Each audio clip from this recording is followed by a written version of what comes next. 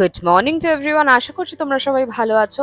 আমিও কিন্তু গন্নু বাবার আশীর্বাদে বেশ ভালোই আছি। সকালবেলা ঘুম থেকে উঠে আমার আগের দিনের রাত্রেবেলা বানানো বেনুনিটাকে আগে খুলে নিই, আর খুললে এত সুন্দর লাগে চুলটা দেখতে। তো যাই হোক, তারপর আমি ব্রেকফাস্টই করছিলাম, ততক্ষণে চলে এলো আমার পার্সেলটার। এর মধ্যে কি আছে তোমরা গেস করো তো দেখি। তারপরে রান্নাঘরে গেছিলাম মাকে একটু জ্বালানোর জন্য। তোমরা তো জানোই আমি কিরকম খুনসুটি করি মায়ের সঙ্গে। আর ইনস্টাগ্রামে প্রত্যেকদিন অনেক মেসেজ পাই, অনেকে আমাকে বলো দিদি মায়ের সঙ্গে আমার সম্পর্ক ভালো না, আমার কি করা উচিত সম্পর্ক ঠিক করার জন্য। আমি একটাই কথা তোমাদেরকে সবসময় বলবো, নিজেকে টাইম দাও। একটা টাইমের পরে হয়তো সবকিছুই ঠিক হয়ে যায়। তো যাই হোক, আজকে লাঞ্চে ছিল বিরিয়ানি, আর বিরিয়ানি খেতে কারা ভালোবাসো অবশ্যই কমেন্ট সেকশনে জানিও। ও হ্যাঁ, তোমাদেরকে তো আজকে গান শোনানো হয়নি। কি গো, গান শুনে নাও।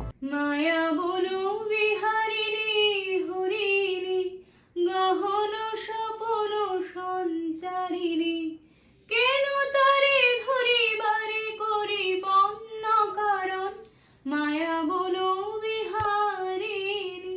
আজকের প্রশ্ন, এই গানটি কার লেখা? দেখি কে ঠিকঠাক গেস করতে পারে। আর হ্যাঁ, সাবস্ক্রাইব করতে